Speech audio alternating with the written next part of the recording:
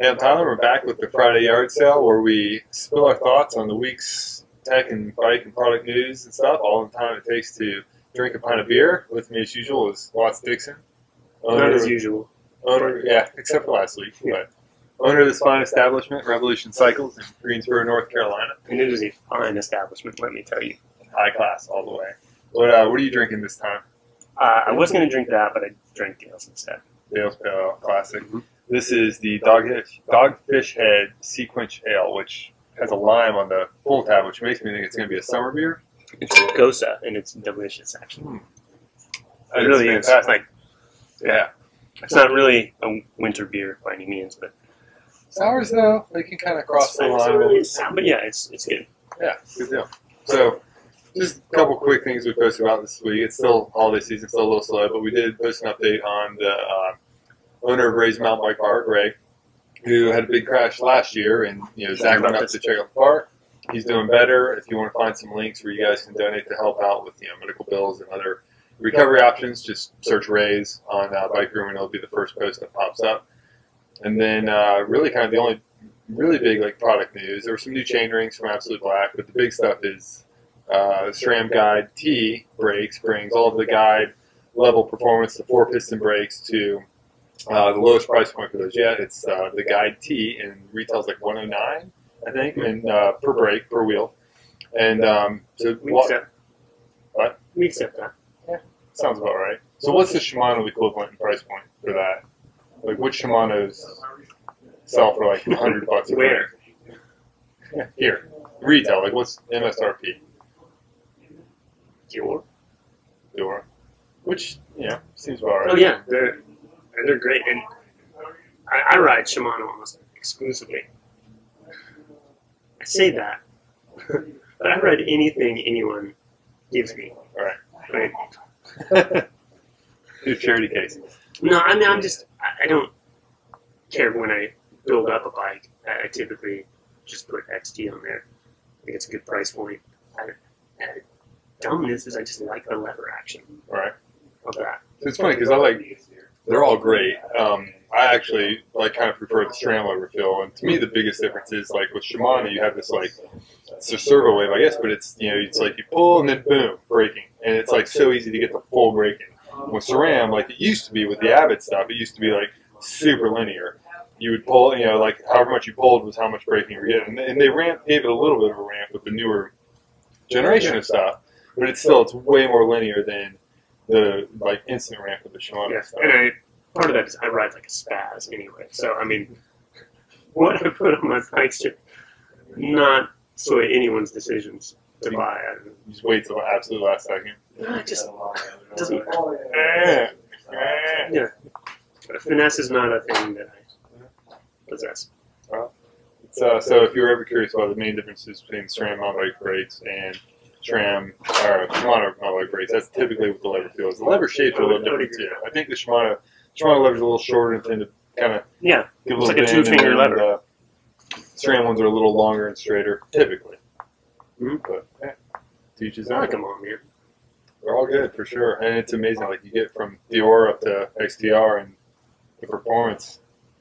Unless you're getting in, between the 2 and the 4-piston stuff, it's comparable. It's really just kind of materials, a little bit of weight savings. It's hard to tell the performance difference between them. I'm waiting for somebody to help a customer. I was gonna be like, Ben, how much is the break? He actually knows. Probably. Hey, Jack.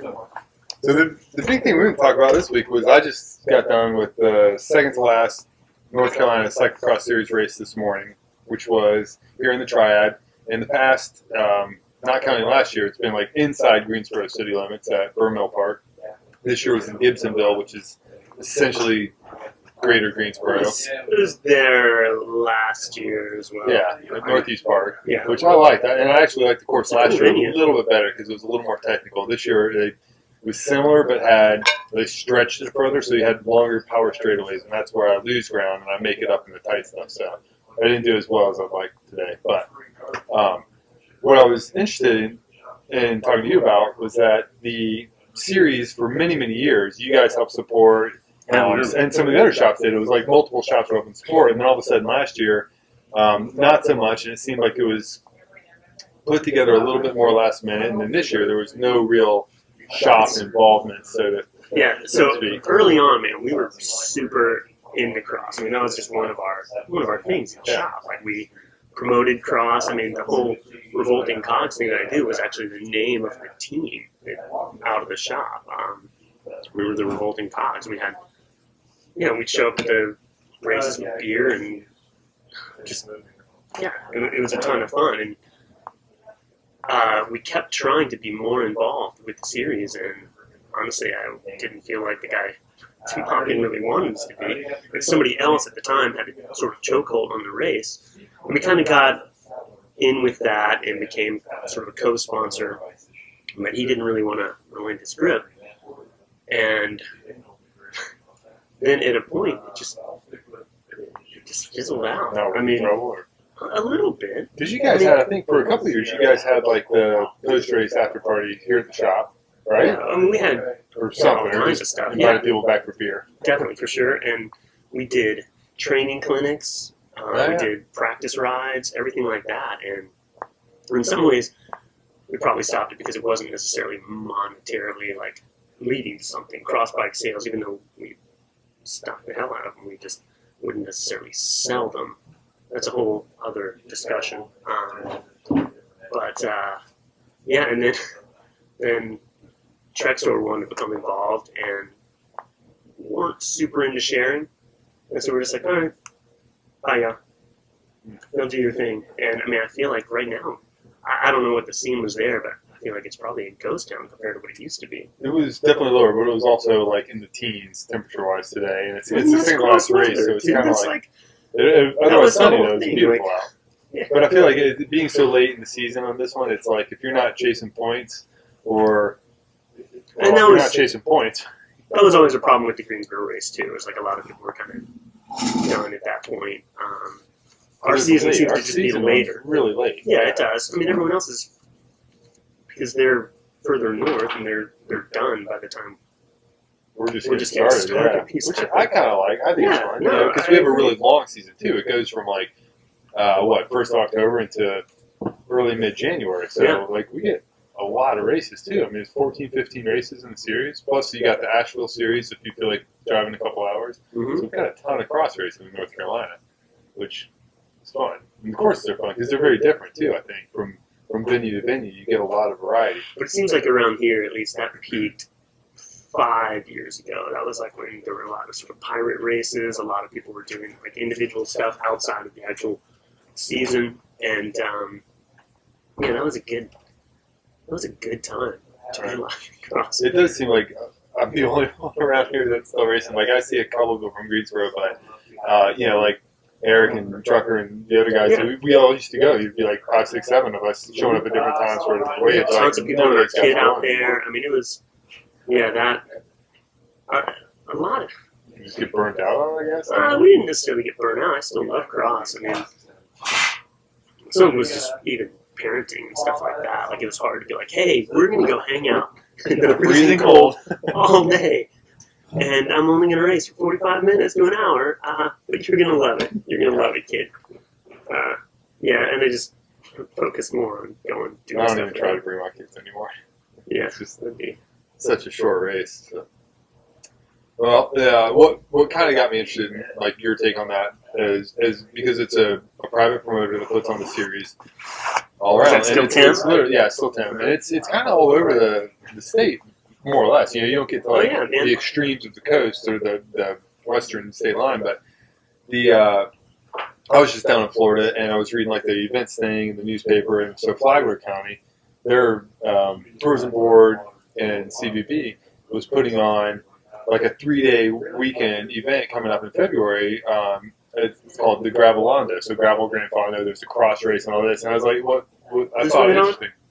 The actual Flagler Tourism Board. Okay. So it's not a private promoter. So that's what I thought was interesting. It's like the city or the county is getting involved and doing it to build tourism, but they're also the promoters. So they're going to be making all the money off the events, assuming it's profitable. But they're the ones like driving this because they want to fill what's colloquially called beds and heads, right? You get people in to sleep somewhere and eat somewhere, and if you bring them in for a 3-day weekend, that's 3 or 4 hotel nights. it's a lot of revenue for the city and county. Yeah. So Greensboro didn't get that stuff. I would say they like the city of Greensboro does not understand the value in things like that. were they involved at all with the event? No. Because it's always been in town. Anyway. Even It's the always parks been in the park. have been like, we don't necessarily want this. We don't want our grass messed up, or we don't. Not realizing that the parks are there to be used. Yeah. Is Otherwise, that why it nobody's moved from using it. Burnell Park? Yeah, they got pissed at us last time because. I mean, we went and One time it was really pretty Dave sloppy. Fuller. He went and cleaned it all up, replanted grass, everything. But yeah, the parks, they just don't want us there. Barber Park, we got kicked out of. Oh, right. That must have been a long That was time a ago. long time ago, man.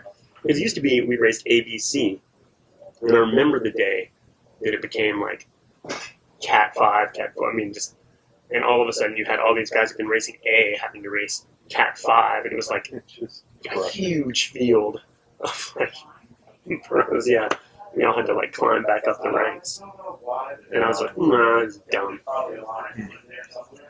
interesting. Well, Is it interesting? It's interesting. I think it's interesting. I'm always fascinated by the business decisions behind stuff. But yeah, as far as product news goes, that's kind of it. So I will say that there are some things coming up this week. There's an embargo, I think, tomorrow, Sunday, because we're actually doing our Friday yard sale video on Saturday this week. Because I was out of town and I was trying to get my friend in Florida who runs a fit shop to do it with me because he used to be an ex-Euro pro, and I thought it would have been interesting to get his take on some stuff. But he was out of town. He was actually in Colorado. So here we are on a Saturday doing our Friday video. Yeah, I say cheers to the weekend. Cheers. Did y'all read my holiday gift guide? Did you read it? I read it. You're the one? Yeah, won't you? Actually, you got a ton of comments, so you got at least like 50 that's something. that's right. I haven't read the comments, so are they good? Because I know you read them, and then you stress out about them. I was Maybe you stressed out you about probably that write one like a time. You know reply, why I delete it, stressed rewrite. out? Is because I was just super fucking depressed. And then I wrote this thing and was like, I don't necessarily want to publish this, and I published it. And then the comments were overall positive, but the negative comments, yeah, it just was like bummed out and was like, I already hate myself. I don't need this. I think you were going through a phase because maybe it was 2 years ago. I definitely was. Like That was a bad even time. Zach That was a bad time. proofread it, and he proofread one of your things, and he's like, asked me, he's like, "It's okay." Like, I'm kind of worried. Yeah, it was. Yeah, now I enjoy engaging in the comments. I mean, like most of them are. I mean, the guy that's like really spitting vitriol at midnight on Friday, like he's obviously very lonely and he needs attention. So I'm gonna give it to him. Like, hey, buddy, Hey, you okay? come on in for a beer. Let's You talk. okay? I know you said I'm a fucking goddamn idiot. But Are you can we be okay? friends? Or just tell Christy and she'll just delete it and block their IP address. Which we've had. Yeah, actually, usually I go in and I approve the negative ones. I'm the one who approves the negative ones. Yeah, because why not? I mean, Sometimes they're funny. yeah, sometimes they are hysterical. Christy's staring at us now. Yeah, I've totally gone in there and approved the bad comments. Yeah. I mean, if you can take it. Yeah, why not? I mean, that's the whole thing, is like having a sense of humor about and writing. Like, it's obviously not. Yeah. It's not all serious. No, it's dead serious. And I will in a sec. We're doing it. Cool. Oh, no worries. Yeah, you get. Well, happy Saturday Saturday. / Friday.